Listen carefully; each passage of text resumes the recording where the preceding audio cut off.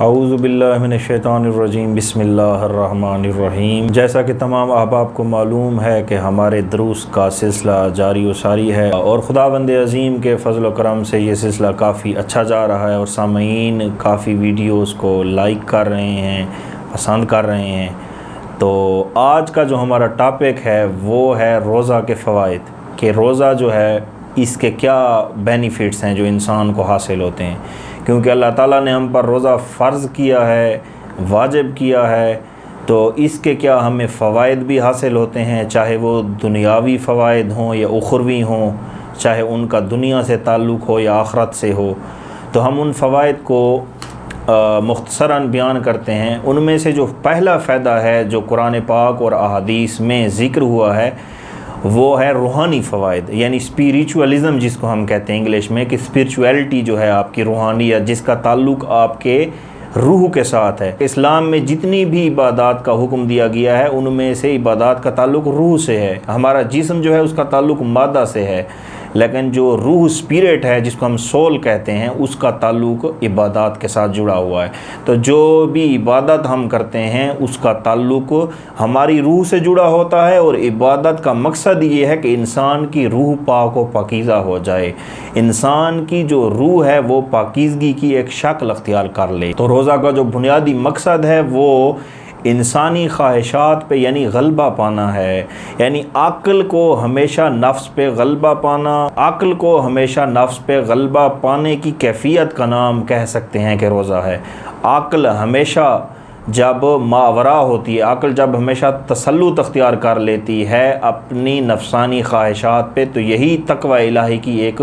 بلند صفت ہے۔ اور جیسا کہ اللہ تعالیٰ نے قرآن پاک میں بھی سورۃ البقرہ میں واضح طور پر کہا ہے کہ تم پہ روزہ اس لیے فرض کیا گیا ہے تاکہ تم متقی بن جاؤ، یعنی اللہ تعالیٰ نے تقوی کی جو بلند صفت ہے اس کو متصل کر دیا ہے، جوڑ دیا ہے روزہ کے ساتھ۔ تو روزہ کا بنیادی مقصد یہی ہے کہ ہم گناہوں سے کنارہ کشی اختیار کریں۔ گناہوں سے کنارہ کشی اختیار کرنے کا کیا مطلب ہے کہ ہمارا نفس جو ہے وہ اپنے رب کی طرف راغب ہو جائے، اپنے رب کی طرف یعنی اس کی توجہ ہو جائے، ہمیں گناہوں سے جھجک ہونے لگے، نفرت ہونے لگے۔ اسی چیز کا نام تقوی الہی ہے۔ تو یہ روزہ کا ایک بنیادی ترین پہلو ہے۔ دوسرا پہلو جو روزے کا ہے وہ ہے عجز و انکساری، یعنی روزے سے انسان کو عجز و انکساری، فروتنی کی ایک اعلیٰ بلند صفت حاصل ہوتی ہے۔ انسان کو یہ احساس ہوتا ہے کہ وہ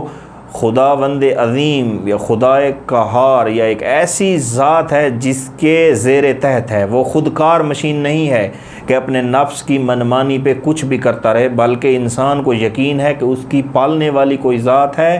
اور اس کے تحت وہ چل رہا ہے۔ تو اس سے انسان کو ایک چیز جو ملتی ہے وہ یہ ہے کہ انسان کے اندر اس چیز کا احساس پیدا ہوتا ہے کہ وہ بندہ الہی ہے، وہ بندہ نفس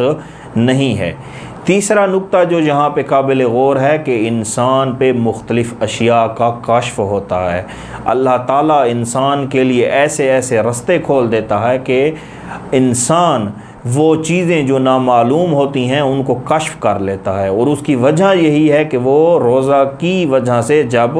بلند صفت جسے تقوی کا نام دیا گیا ہے وہ جب اختیار کرے تو اللہ تعالیٰ اس پہ اسرار کائنات، اس کائنات کے رازوں کو منکشف کر دے گا۔ اب ہم آگے بڑھتے ہیں اخلاقی فوائد کی طرف۔ روزہ سے ہمیں کون سے اخلاقی فوائد حاصل ہوتے ہیں؟ تو پہلا جو اخلاقی فائدہ ہے روزہ کا وہ یہ ہے، انسان میں ایسی ملکوتی اور فرشتوں کی مانند اخلاق فاضلہ پیدا ہوتے ہیں کہ انسان کمال معراج تک پہنچ جاتا ہے۔ دوسرا جو نقطہ اس میں قابل ذکر ہے کہ ہم تصور کر سکتے ہیں کہ روزہ ایک قسم کی فوجی ورزش کی مانند ہے جس سے اللہ تعالیٰ اپنے چاہنے والوں کو، اپنے محبوں کو، اپنے مومنین کو آمادہ کرتا ہے کہ کل کو اگر ان کا مقابلہ کفار سے ہو یا میدان جنگ میں ہو یا جہاد میں ہو تو وہ اس کے لیے پہلے سے آمادہ ہوں۔ اسی لیے روزہ ایک قسم کی ورزش ہے، یعنی ایک کیمپ ہے جس میں انسانوں کو تیار کیا جاتا ہے کہ کل کو ان کو نہ صرف میدان جنگ میں بلکہ قیامت یوم حشر میں جو مصائب و شدائد انسان کو فیس کرنے پڑیں تاکہ اس کے لیے انسان اسی دنیا سے مکمل ٹریننگ حاصل کر لے اور اس کے لیے وہ مکمل طور پر آمادہ ہو جائے۔ تیسرا نقطہ جو قابل ذکر ہے وہ یہ ہے کہ روزہ رکھنے سے انسان اپنے رب کا شکر ادا کرتا ہے، کیونکہ اللہ تعالیٰ نے سورۃ البقرہ میں ارشاد فرمایا ہے، ایک مشہور و معروف آیت ہے، آئیں ہم اس کی تلاوت کی سعادت حاصل کرتے ہیں۔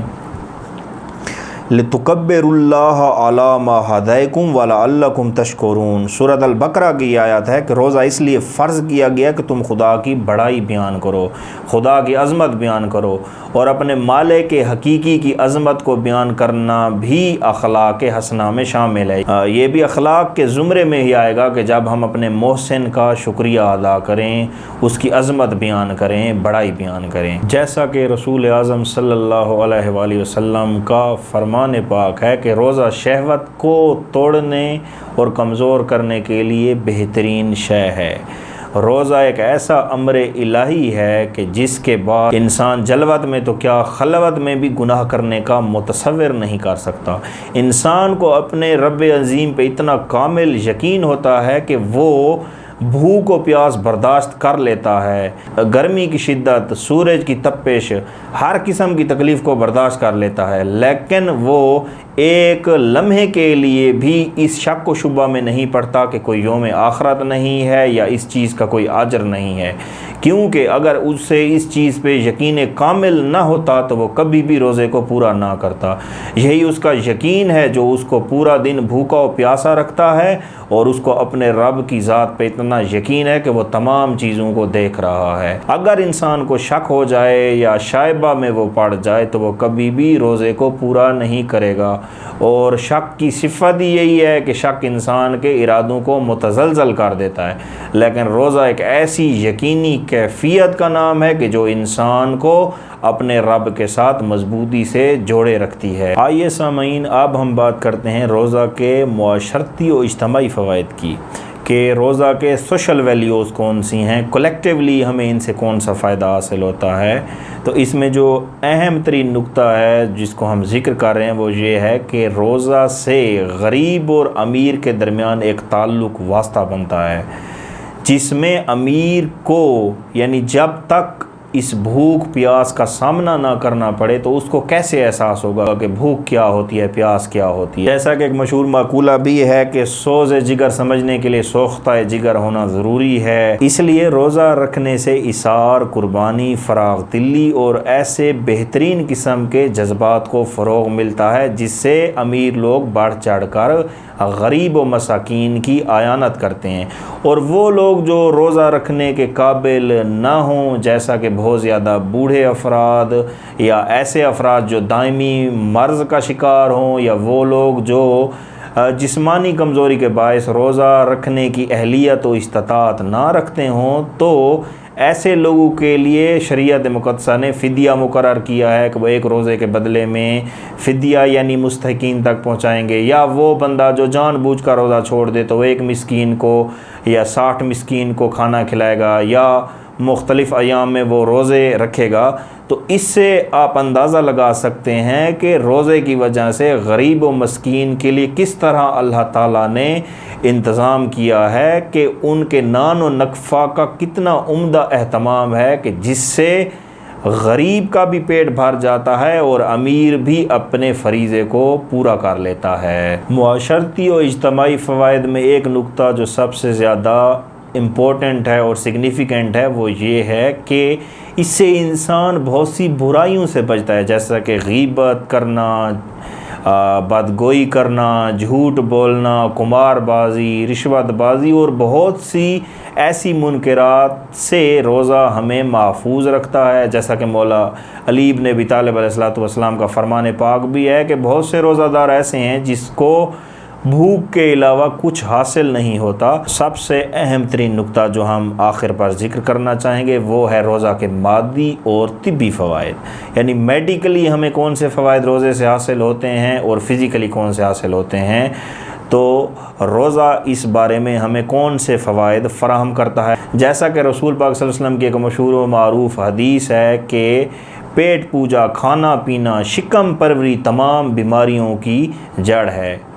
جتنا زیادہ ہم शिकम परवरी करेंगे, खाने के साथ हर टाइम अटैच रहेंगे, तो उससे बीमारियों का गलबा इंसानी जिस्म पे बढ़ जाएगा। और इसी तरह दूसरी हदीस में भी रसूल पाक सल्लल्लाहु अलैहि वसल्लम ने फरमाया है कि अपने पेट के कुछ हिस्सों को खाली छोड़ दो, जिसका मफ़हूम उलमाए इमामिया ने ये बयान किया है कि जब आपको कुछ भूख बाकी हो तो आप खाना छोड़ दो,